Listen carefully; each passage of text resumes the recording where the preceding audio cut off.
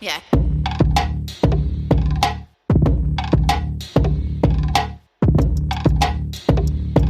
Hey, welcome to the Rhinebeck Scoop. I'm your host, Jennifer C., and I'm dishing out social commentary about our beloved town with segments called Boujee Banter, White People Problems, and As Everyone Loves Our Sweet and Sour of the Moment. Just note that this show is marked as explicit, so there may be some adult content and a couple F-bombs here and there. If you are listening on Apple, Spotify, or any other platform, remember to click on 5 stars and leave a 5-star review or rating.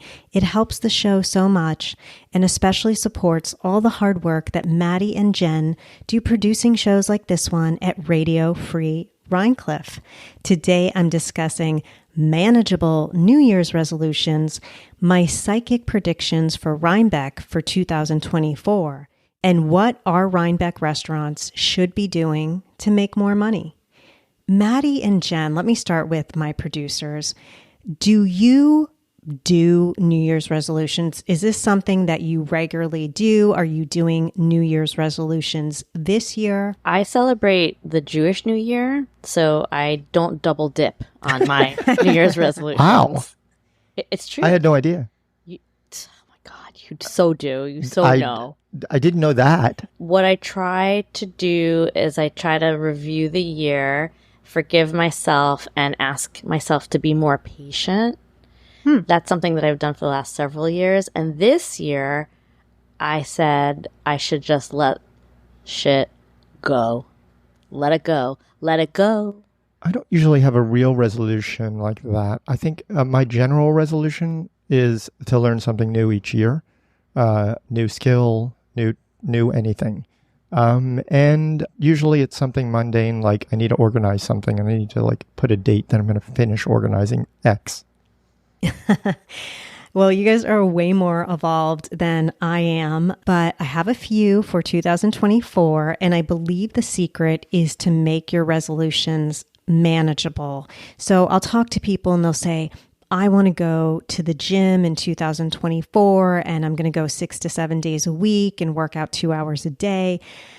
And they really never go to the gym in 2023. So that's a really hard goal to accomplish. Lofty, but hard to accomplish.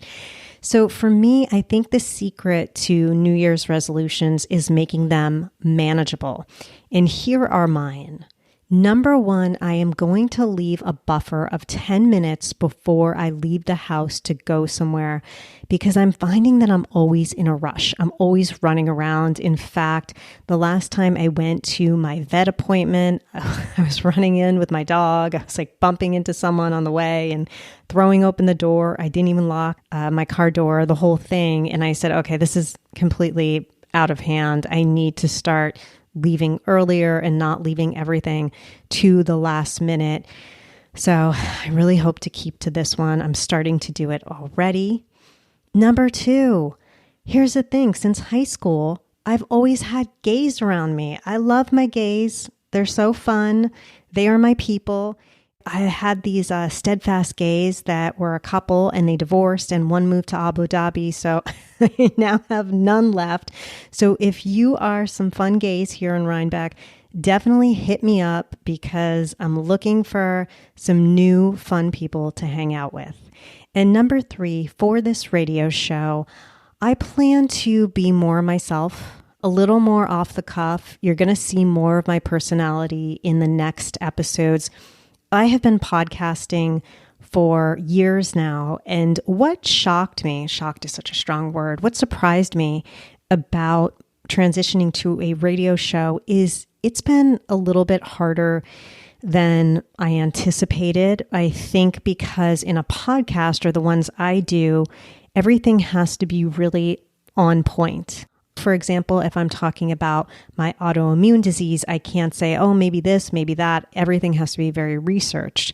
The same with my podcast on being a corporate flight attendant. Same thing. It has to be very researched. I can't say, oh, well, maybe the wingspan of the G650 is X or Y. I have to know it. And here I want to be a little freer. I want to be a little looser. I think that would be more fun for you and for me. And I felt like the first 3 episodes, there was just something missing, and I think that's it. So I plan to loosen up, be a bit more off the script in 2024, and hopefully you guys like that. All right, so my psychic predictions for Rhinebeck for 2024. These predictions are a compilation from famous psychics such as Nostradamus, John Hogue, Baba Vanga, and the Energy Almanac. Before I say number 1, just remember that I am the messenger. Do not shoot the messenger. Okay, so for number 1, we have an election year. 2024 is our presidential election year. And what a lot of the psychics are saying is that Donald Trump will be back in power, which I know is a bummer for a lot of listeners here in Rhinebeck. And what they're predicting is an every 4-year switch for quite some time. So we have Biden, then we have Trump, then we go back to someone else. For Rhinebeck specifically, my election prediction is this. I think we'll be more chill with the 2024 election than in 2020.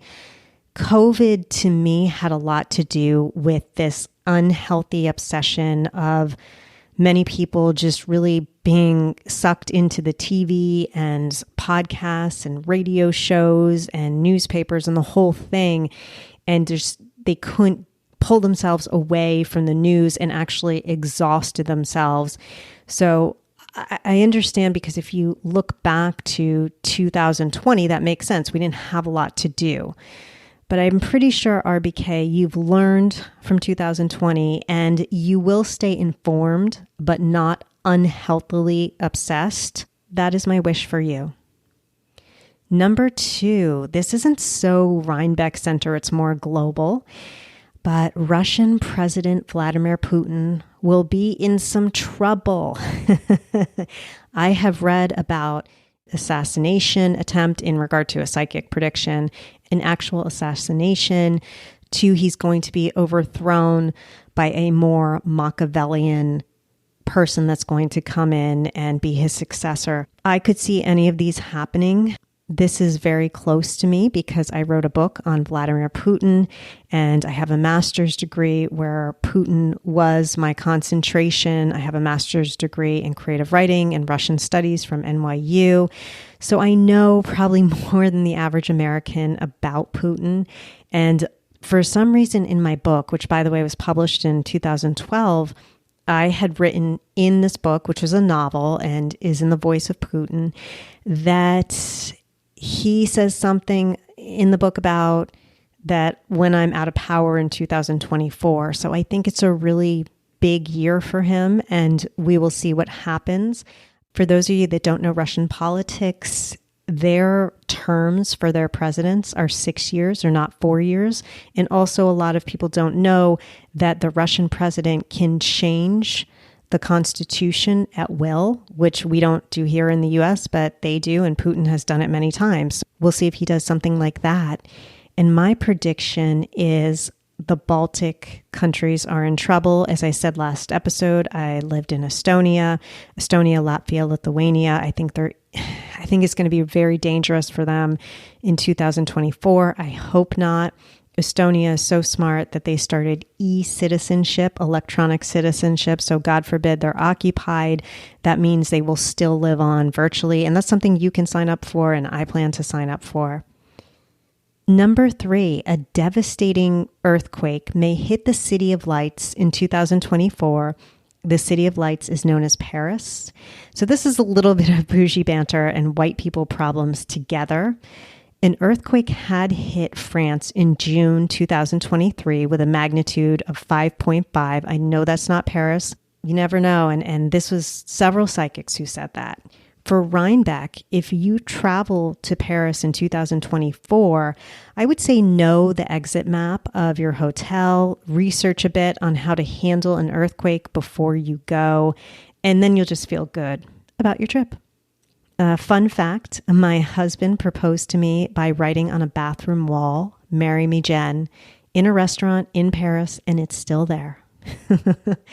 Number 4, there will be more contact with aliens or extraterrestrials. In fact, an alien encounter happened right here, guys, right here in Rhinecliff, and it is all documented on the Nextdoor app. Let me read it to you. It was recently posted that a UFO might have been seen in the Hudson Valley around Rhinebeck. I just wanted to say that it was indeed a UFO. In fact, it landed in my backyard, and I invited the four beans manning their flying saucer in for a drink. They spoke English and preferred whiskey mixed with yoo-hoo over ice. One of them was telling me Rodney Dangerfield jokes and actually asked me if I had any pot because it still wasn't legal on their planet. After we smoked a couple of joints while listening to the entire Sgt. Pepper's album twice, which they had never heard but loved, they left. It was fun, and we're now Facebooking each other from 840 light years away. Anything can happen here. Anything can happen. And for those of you that don't know, the Hudson Valley is one of the top 3 places in the world for UFO sightings, which I find extremely fascinating. And I have seen a spacecraft from afar, or a UFO, let's just call it a UFO. And it has happened in the Hudson Valley. I predict that there will be more contact with ETs in 2024. Number 5, in July 2024, be ready for a big economic shift, and we may be going into a recession. So what I would say is most of you have, millions of dollars or billions of dollars. So this doesn't matter to many of you. But for those of you who are like me, you may want to, get through the holidays, spend your money, buy gifts, go to nice places, and then start saving up in January. I'm going to give you some bonus predictions just for you, Rhinebeck. I really sat down and I meditated on these, and I really wanted to make them special and something that you would remember. So here we go. Property taxes will increase. Central Hudson will keep on screwing us, and there will be more terrible drivers on our roads. Happy New Year, Rhinebeck. Let's move on to my suite of the moment. So my favorite holiday ever is my birthday. No, people, it's not Thanksgiving. It's not Christmas. It's not Hanukkah. It's not any of that. It's my birthday because it is all about me. And I just celebrated it on December 11th.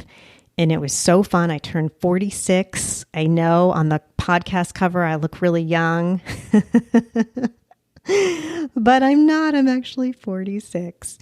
But anyway, I just celebrated my birthday and I went to see The Holdovers, which was the film. It was a Christmas film with Paul Giamatti, which was exceptional. I loved it. It had a vibe like my favorite book, which is The Catcher in the Rye. And that was at Upstate Films, but I didn't make it in time. So I had to go to Lyceum Theaters in Red Hook, which is always great too. And then I got my Temple of Soul massage at Haven Spa, which I love. That happens maybe a few times a year, and it is just something that just takes you away from everything. So highly recommend that as well. And then I will be continuing the festivities into next week where I will be going ice skating at Mohonk Mountain. So fun. My sour of the moment. I love the restaurants here in Rhinebeck. I think we are so lucky because what happens, for those of you that don't know, is we have a lot of chefs that are trained at CIA, Culinary Institute of America, and then they come to Rhinebeck and they open restaurants. So we're lucky. We have a great variety. We have Indian, we have Thai, we have American, we have French, we have all of these things. And I've lived in places where I haven't had any of those things. So I just feel really blessed about that. And there's a really good article written by Jamie Larson in the Hudson Valley Pilot. It's called Have Local Restaurants Bounce Back? And she did some good interviews. So I definitely recommend you check that out. So I really do love our restaurants. I love our restaurant owners. I think they've done a phenomenal job coming back from COVID. So cheers to all that. However, I just want to say this. Why aren't there more dishes without industrial seed oils? Why aren't there more gluten-free options that are not brown rice pasta, because a lot of us, when we have these issues, we can't have brown rice either because it has a lot of mold, because the way rice is packaged, there's a lot of mold and all of these things. So I love to see a dish with lentil pasta, chickpea pasta. Also going back to the industrial seed oils, those are your canola, corn, rapeseed, soybean, all of those oils that usually they put in a fryer and they're making everything with it. Why can't we have at least one or two dishes in certain restaurants where they can say, okay, this is made without the industrial seed oils. We set aside a clean pan, clean utensils. We cook with butter, olive oil, ghee, avocado oil. Those 4 oils are obviously much more expensive. And I understand that the restaurants here have to make their margins. That's why restaurants cook with the cheap canola and corn oils, and they're terrible. And for those of you that don't know much about it, you can search for an incredible article by Chris Kresser, who's a superstar naturopath, and it's called, let's see, what's the name? Why Industrial Seed Oils Are Making Us Sick, and that will go into everything they do with the oils. So I understand that restaurants have to make money, but I, as a person with autoimmune, with inflammatory bowel disease, I would happily pay a lot more for a dish that does not have industrial seed oils. And I have to drive 40 minutes to an hour to find these types of cafes or restaurants. And the ones that I know of, I just recently ate there. One is Hash in Stone Ridge. Another one is Root to Rise down in Mount Kisco, which I've never tried, but they're famous for no industrial seed oils. And then the one that I love, the new one, is Julia's Local, which is up in Round Top, which is kind of near Catskills. And I've been eating there a lot lately. They have amazing meals. All they use is butter. And then I think they fry everything in olive oil that they have to fry. And I've just had a really beautiful experience there. So yeah, I'm hoping that a restaurant like this comes to Rhinebeck. Oh, go ahead, Matty. For more than a decade, I've wondered why someone hasn't opened a vegetarian restaurant in Rhinebeck. We're incredibly close to Omega Institute, which is a mecca of people who would be interested in vegetarian food. And it just seems like a giant miss. We have like 80 Italian restaurants and not a single vegetarian restaurant. Yeah, I agree with you. I know a strict vegetarian, strict vegan restaurant that's advertised that way. I've heard that Abba Falafels, they are either vegan or vegetarian, which is great, but something that's definitely, advertised that way, 100% would be great. And I want to say to the restaurants and the restaurant owners, if you're listening, this will make you more money. If you put as a little sidebar on your menus on your website, hey, we cater to autoimmune. Do you know how many people have autoimmune? It's a lot of people. Hey, we cater to inflammatory bowel. We don't use industrial seed oils in 2 of our dishes. Please come in and try them. And I volunteer to help you. If you are listening, you're a chef in a Rhinebeck restaurant. If you are an owner, please have me come in. I can inform you. I can tell you, okay, you can use this, you can't use that, because maybe you think, oh, these spices are perfect, but they're not, because a lot of us can't eat certain spices because they have a lot of mold in them.